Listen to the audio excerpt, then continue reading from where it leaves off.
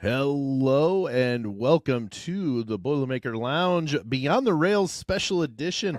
I am Sam Sprunger, as always, joined by Grant Flora. And this week, this episode, we're very blessed to have one of the baby boilers. So, Chris Kramer, coming in to join us for Beyond the Rails. Chris, thanks so much for coming in and telling your story. No, thank you for having me. I appreciate it. Yeah, let's talk about a little bit how your career. At what point? I mean, everybody normally has ambitions to play basketball at a high level.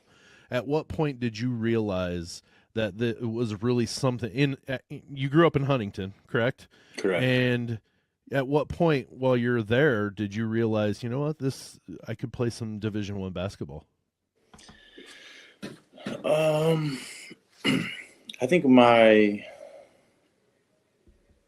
freshman year is when I kind of started to realize that I had potential, I guess you could say, to go and, play at the next level.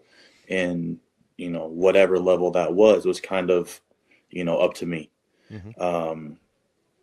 I was kind of blessed in the situation of I got recruited for football and baseball as well as basketball. Oh, wow. And I had my junior year of high school, my football coach was like, "Hey, like, what do I tell these people?" And I was like, don't waste their time. I'm not going to go play football. I knew that. Basketball was my first love. I knew that's what I wanted to do.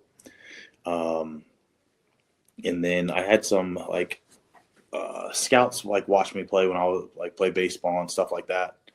But honestly, I hated baseball. I was just I played because my friends played. Something to keep you busy. Exactly. Yeah. So I always knew it was basketball. So it was just a matter of where I was going to end up, what that looked like. And, just fortunate that, kind of in the midst of, some MAC and, smaller D1 schools. I got a couple. I had an offer from Iowa. My high school coach knew Coach Painter, and he came and they offered, and I went on the visit. And I knew pretty quickly that there was an opportunity to play right away, which I really liked. And then I knew the coaching staff was a home run. Mm-hmm. I knew, I was like, man, this is where I want to be. I didn't grow up a Purdue fan. I didn't grow up an IU fan. I really didn't have any, alliance either way. So it kind of made the decision maybe a little bit easier than, had I grown up an IU fan and, didn't get offered from IU and that. Well, I was going to ask that if you grew up as a Purdue fan. So what was that conversation, that first conversation with Coach Painter then to kind of put you over that edge of Purdue over Iowa at that point? Yeah. Honestly, it was just Coach Painter's, I think everybody says this, is just how honest, hey man, this is where we are right now. At that point, Carl and Dave were going to be coming back. Yeah. They were injured. These are going to be our pieces. You'll have an opportunity, but what you do with that opportunity is up to you. So I really appreciated it. And I took that and just dove all in. I was like, oh, this is what I want to be. So then had a pretty good senior year of high school. But then when I went to Purdue, it was there was talks about redshirt and things like that. And it was, how do I play right away? And how do I play meaningful minutes? And that's where you need to be a defensive stopper. Dave had the knees. He was going to be a pivotal part of the offense with Carl. So try to take and alleviate some of that pressure off of Dave to let him focus more offensively, to have somebody out there to guard the other team's best player. And that's kind of how this whole, defensive specialist thing kind of, began, was that, summer of freshman year. So, and I'm sorry, Grant, if I cut you off there. As a freshman, you got a lot of playing time. And it's kind of a thing that we've seen with Coach Painter is if he has the trust in the player, it doesn't matter what level, like freshman all the way up to senior. If he's got that trust level in you, he allows you to go out there and play that. Is that what you experienced that first year? I mean, because he was really early in his coaching career at Purdue at that point too. But did you see that in him as well as like, look, it doesn't matter if you're freshman, sophomore, it doesn't matter if you're good enough to play, you're playing. No, absolutely. And I think it was, I think we would have been his, first real recruiting class. Yeah. And, so he didn't have, an allegiance to anybody that was on the team already. It's like, hey, man, these are the minutes. We only have so many minutes. And you're going to go out there and you're going to earn these. And, guys that played previously that maybe played significant minutes a year before, didn't play, and then they ended up transferring. And so, it was really the ball was in your court. And what were you going to do with the opportunity that was given? Mm-hmm. Because the same opportunity was given to everybody, and it's just what you did with it. And I took every opportunity to go out there and try to be, in the summer I guarded Dave in every open gym situation. I tried to push myself to, if I can, guard David Teague in open gym, it's just going to make it easier as we start playing against other people in the Big Ten. He had the experience, he had the offensive arsenal, all the things that he was just going to help me get better and prepare me for what I was going to face, a few months after that. And, between, David Teague and Konzo Martin, they were huge in, getting me ready to be at the point I was going into, the beginning of that season. Yeah, well, I was just this is a little bit more about the recruiting side of things, but when Purdue started recruiting you and whatnot, did that take place during your junior year of high school? Is that when most of that was going on, or did they start even before that? Yeah, I think it was my junior year. That summer, maybe going into my junior year, is kind of when I think it kind of picked up. And it's been so many years ago. And that would have been his first year as the coach, right? Because the year before he was the associate head coach under Coach Katie, correct? Yeah. So, yeah, it was, that's when I was playing in, tournaments, and, Paul Lusk was kind of the one spearheading the recruitment for me. Had a good relationship with him. And then, obviously got to know Coach Painter as well. But, yeah, I think it was in my junior year. And then I think I committed, I want to say basketball season, right before basketball season, my junior year, I believe. Yeah. And you had the one play I remember from your freshman year, and it's in your Wikipedia bio, and I knew that Arizona in the NCAA tournament from your knees, and I will talk about that to anybody because it is one of those that you were so. You didn't know what to do with the ball. Do you remember that play very well to where you could kind of talk us through what happened? Or is that one of those that, yeah, it happened, but it was such just quick that you don't really remember it?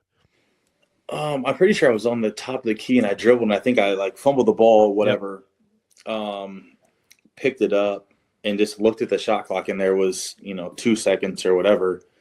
And I have to get the ball to the rim. So, I don't have time to pass to somebody we're going to take, I might as well shoot it. And yeah, just, hey, shot of the tournament. Yeah. I don't know about that, but it went in. So what's funny is that I remember being a little kid, and I think I was in my basement with one of those little mini hoops. And I shot a ball, I think from my seat or something. And I asked my dad, I was like, has anybody ever made a shot from the ground before?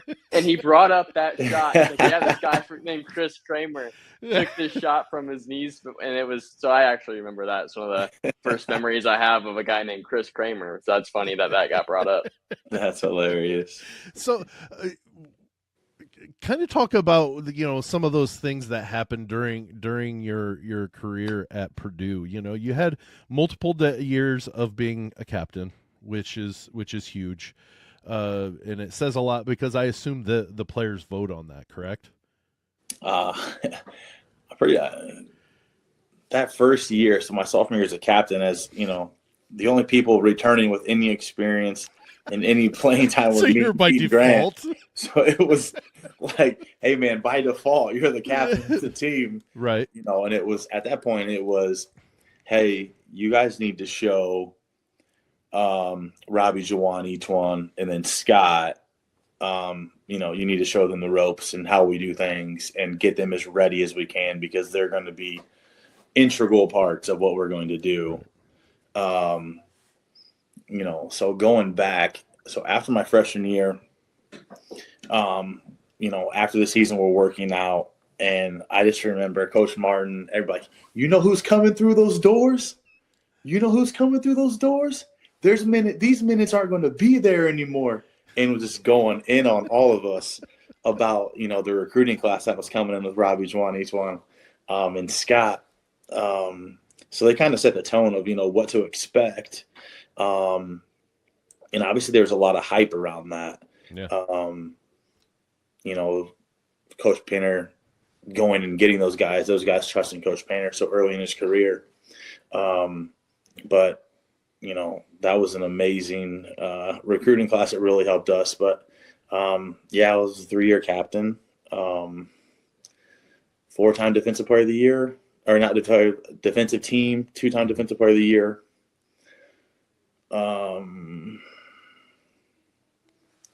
You're academic, but all Big Ten as well. Yeah.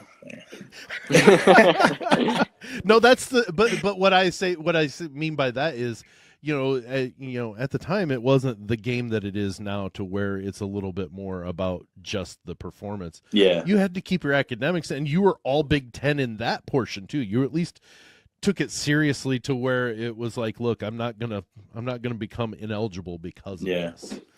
But I think that's one thing with Purdue and the way Coach Painter runs it is, at the beginning we had like study tables, we had stuff that we had to do that were mandatory until you could show that you could handle yourself and get your work done, go to class, all of the things, and have a GPA that was good enough to to kind of weed yourself out. But then we still had people checking on classes and things like that. And I mean, we did show up for practice and be like, who didn't go to class today? And you'd be like, they already knew, didn't they? it was just one? Like, yeah. And, we'd end up on the line or whatever. But, yeah, I mean, the thing is, obviously, Coach Painter played at Purdue. He knows everybody. So he knows about things before anybody else, so which I guess is a good thing. Kind of kept us on the straight and narrow there. But,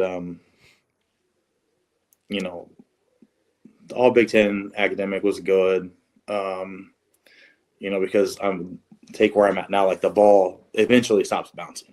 Right. So what's everybody's next? Told that they're done at some point. Yeah. Yeah. And that's one thing Coach Painter's, we don't exactly have one and dones, and, that's not something that we're going to get. We had a couple that have left early and things like that. Yeah, absolutely. But, that's not exactly who he's going to get in recruiting. So, talking about, having the degree to fall back on and things like that have been, very important. And that's something I would, you didn't play for Coach Katie, but I think that probably is what Coach Painter, where he got that from, was because Coach Katie was never get the best. He would get what he believed fit into his system, and he improved it. You get your Glenn Robinsons, you get your few that come in that are absolutely stars, but for the most part, he's, getting people that fit into the system and improving them. And I think that's probably where Coach Painter gets a lot of that. Would you agree?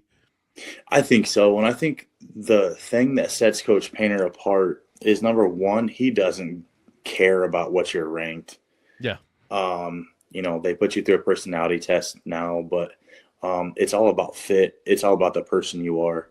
I think he always talks about, say 1 through 20, maybe a little bit further than that. It's based off of like upside athleticism and all these kind of things. But after that, it's a real crapshoot of who's ranked where. Who did you play? Were you at this tournament? Were you not? Did you play well? Did you not? All of the political things.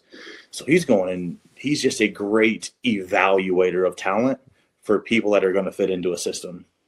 And then they kind of have a framework now of what they do offensively, but then they can change it and, pivot and do different things, obviously running a lot more pick and roll with Braden than they had before. And, so they're able to change some of those things on the fly based on the personnel, but they still kind of play in that same framework that is kind of around a big, throwing the ball in the post, your TKRs, your Zach Edey's, Isaac Haas and things like that. But then they're able to kind of change it up a little bit too. So I think he's just an unbelievable evaluator of talent, and he honestly doesn't care. Obviously, Zach Edey, Braden Smith, what you're ranked. It's, the dog in you and some of those things, go a lot further than some of the talent that some people have when they don't work hard. Got something, Grant? Well, I'm not anything super crazy at the moment, but still talking about your career at Purdue. I was just wondering, you talk about how like the offenses can be manipulated for some guys, but were there some moments that stick out to you from different games, different practices, whatever, throughout your career that you really remember as just being really significant, whether it was a challenging game that you're able to make some plays and overcome something, or maybe a moment in practice that was really significant to you? What were some of those significant moments that really impacted you in your 4 years of basketball? Like significant moments that were like good? Yeah, it could be anything. Or like ones that I remember for maybe different reasons. Yeah, like you take it however you want, yeah, Chris. It's open ended. I'll put it that way. So one I remember, I think it was a sophomore. Pretty sure we played Watford. I think we were going to Vegas, part of the Christmas tournament. We played Watford at home as part of this Vegas tournament, and they drubbed us. They had a guy that could shoot it. He was incredible. And then we fly to Vegas the next day. I think we have 2 days of practice and we play. And it was the hardest 2 days of practice ever.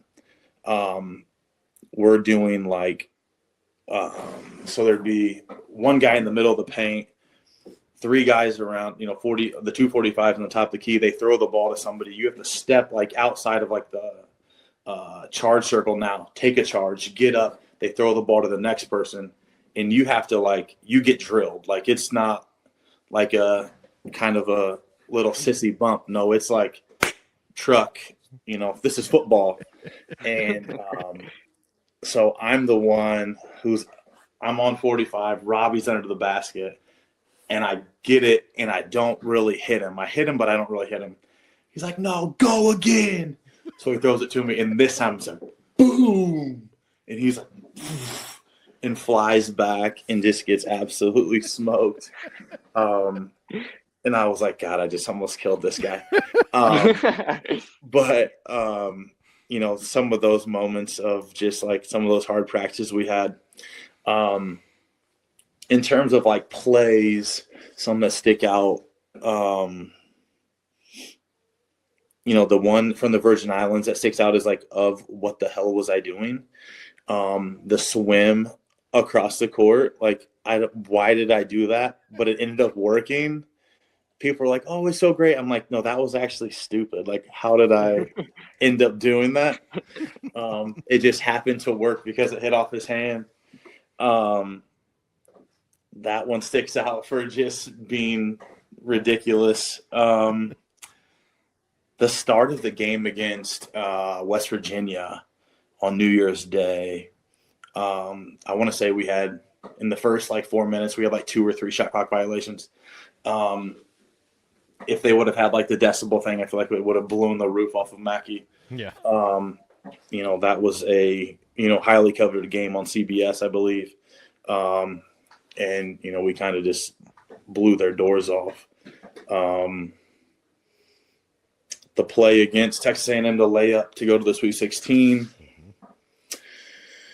And then obviously the one play that nobody wants to, it'd be if you're what if type of situation is, Robbie at the barn when he jump stops, in Minnesota, my senior year, of kind of what happens if we could go back and just be like, Robbie, just don't do that. You know what I mean? And see kind of what happens from there. Because the team that we had is kind of in the situation that the team is in now of, you know, kind of this is your shot, right? Like this is your shot to win it all. This is, you know, the pieces are there. Now we got to go out there and prove it. Yeah. And then obviously when he goes down, that's a huge part of our team. So, you know, that's obviously one that kind of, you don't want to say like what if, but, you know, realistically, you know, we were one of the best teams in the country, and, you know, we did have a legitimate shot, you know, if we don't lose Robbie. Well, let's talk about I just real quick, since you brought it up. Was it one of those that you knew something was really bad right away? Did he, like, was he aware of it being that severe, or was he hopeful and it just came out that way? I think he knew. Yeah. You know, Robbie's tough as nails. And just reaction. I mean, you can kind of tell, first of all, from his face, but then also from like the trainers and stuff like that, it's not a good situation. Yeah.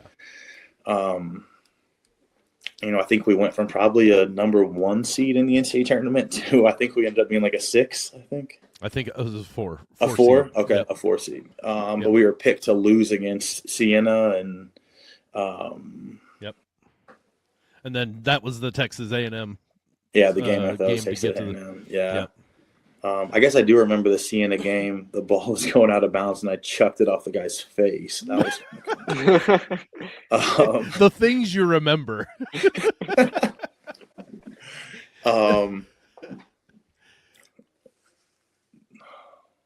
I remember, obviously, my freshman year, the DJ White at home in Mackey, kind of the little tussle of not letting the ball and things like that. I think it was my senior year. We beat IU and I ran and stomped on the logo. Was that premeditated, or was that just it? I think that was a spur of the moment thing. I was going to say. Yeah. They were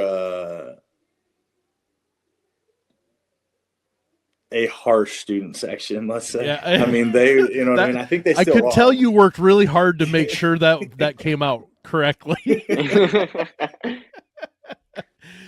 Let's talk about a little bit. What was your record? What was it like going into Assembly Hall as a Purdue player and going and playing in front of that crowd?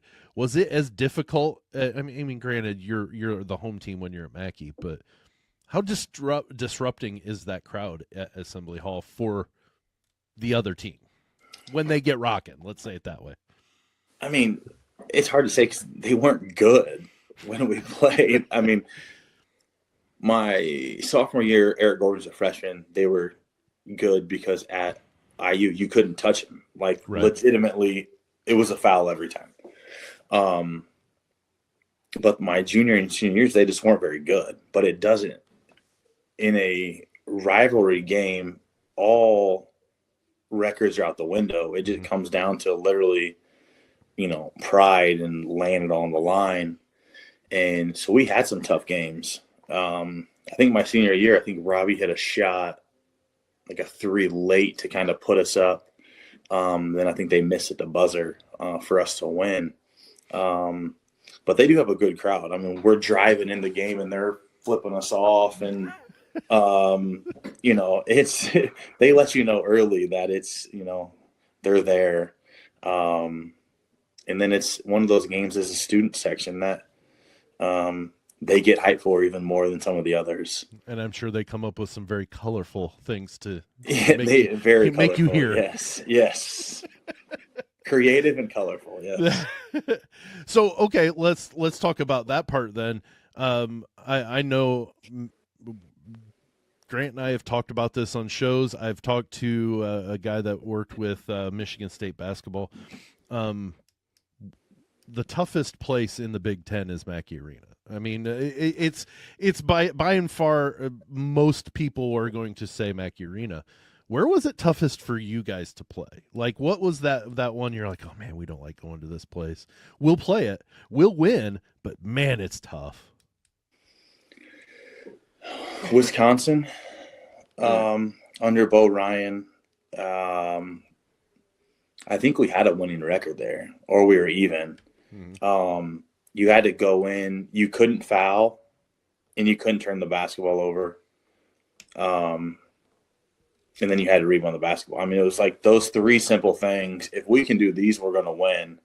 But if you let them run their offense and, once you're playing catch up and you're behind and you're holding and you're like, they're just going to shoot free throws and it's game over. I mean, you start the game down 10, and what do you do from there? How do you climb out of that hole? So that was the toughest one, I think, in terms of just going and knowing that how the game is going to be called and everything like that based off Bo Ryan and then his kind of demeanor and all those things on the sidelines. You could say the same thing about Michigan State. But their student section was like great, and they had bags and stuff, so they would like pop bags in the first basket and stuff, and it was very creative. I mean, it was Creative, but not over the top. No, as well. Right. They had some creative signs. Some of my buddies when I tried to have them go get them, but they couldn't do it. But I think Wisconsin was the biggest one. Yeah. Just from their style of play, and you knew the game was going to be low scoring anyway. So, if you make multiple mistakes, you're going to, kind of put yourself in a big hole, and it's going to be hard to overcome. Well, and that's what I was going to say is you're talking about the time where Wisconsin, if you're down 10, it's like being down 20 to 25 because they just slowed it down to a crawl. Yeah, they're playing the swing offense, and they're taking, not like Northwestern where they're shooting it with 2 seconds on the shot clock, but they're going to get a good shot for sure. Yeah. All right. What a great first half of the episode for Chris Kramer. Grant, this is somebody that is a little closer to, both of our ages, I guess. Not that Walter Jordan previously was not close to my age, but he wasn't even, he's much older than you are. But we've got Chris Kramer giving us some great conversation in a time frame that we're all familiar with Coach Painter. Yeah, it's definitely nice to have him and Walter, just two different perspectives, but two good perspectives. And obviously I can remember a little bit more of Chris than what I can of Walter, obviously. So looking forward to the second half coming up on Friday. Well, seeing that Walter ended his career the year before I was born, you probably don't remember much of this. But no, Walter was great. Chris, first half of his is great. It's part 2 is good as well. And we'll be back on Friday with part 2 of the limited edition Beyond the Rails portion with Chris Kramer here on Boilermaker Lounge. So thank you so much for joining us this Tuesday, and we'll see you on Friday.